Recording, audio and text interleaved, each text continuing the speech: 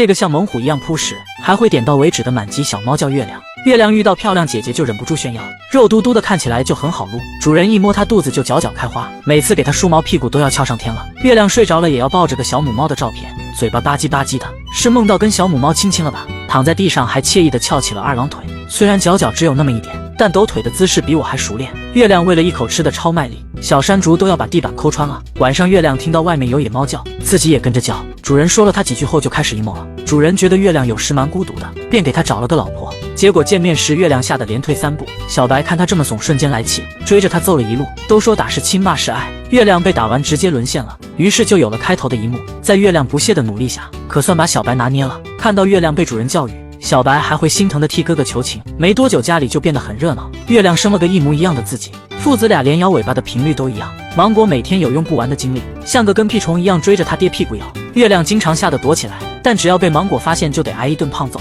父子俩走着走着，月亮突然一个变相逃跑，足以看出他有多烦儿子了。熟睡中的月亮被孩子一脚踹醒，忍不住叹了一口气，感觉瞬间苍老了许多。一眨眼，芒果个头就跟他爹一样高，有时候甚至分不清谁是老子。芒果完美遗传了他的大铃铛，以前看孩子小，月亮舍不得打，现在一言不合就把芒果收拾一顿。月亮还会趁孩子不注意玩偷袭，直接泰山压顶骑在他头上。一来二去，芒果也学会了他的招数，真是父慈子孝呀。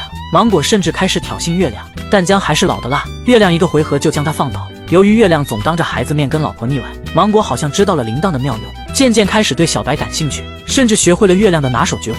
看小白表情怎么还有点小期待呢？这是什么抓马情节啊？主人觉得这个家已经够热闹了，只好带芒果去割点小零件，这样可爱有趣的满级小猫，快让对象给你生一只吧。